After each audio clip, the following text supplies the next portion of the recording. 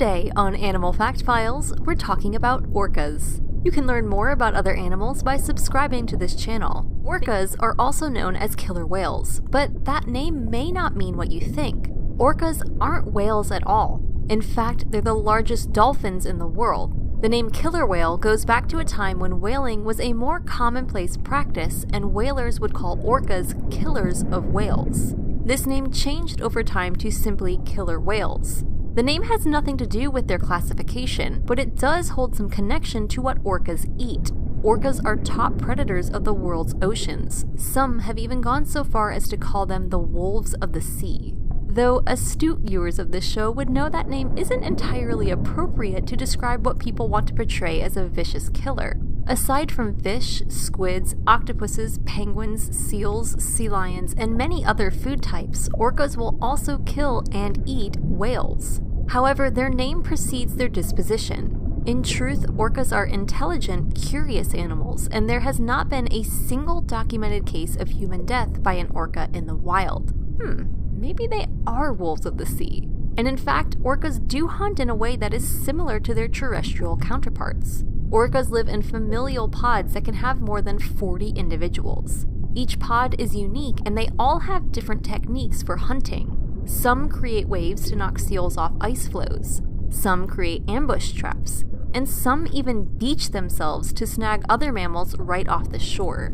Hunting techniques are passed down from mother orcas to their babies. Orcas mate year-round, but the most active time for breeding is summer.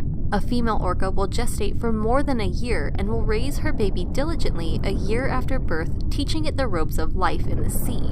Lady orcas live longest, and they may be able to reach almost 90 years of age. It has been said that orcas are second only to humans in terms of their global distribution. This seems pretty accurate because they live in every ocean and at pretty much every latitude, though they do seem to have a preference for cooler climates. They typically live in water anywhere from 65 to 200 feet deep, but they also dive nearly 1,000 feet down and can cruise along the surface.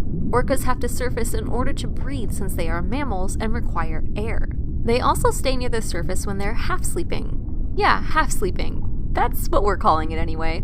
Orcas don't have subconscious breathing like we do when we sleep, so they have to have at least part of their brain awake and conscious while they sleep in order to breathe. Let's be honest, if I could sleep like an orca, I would probably be able to complete way more episodes of AFF. Sleeping this way helps orcas detect possible danger as well. Even though they top the food chain, orcas have been known to kill rivaling pod members. They can also be attacked by sharks, and humans pose a large threat to orcas as well. Orcas are caught in fishing nets, hit by boats, caught for food, or other uses, so it helps they can keep one eye open while sleeping. Orcas are also impacted by environmental pollutants. Mammal-eating orcas are especially vulnerable to this as the fatty mammals they consume may have more toxins built up in their blubber.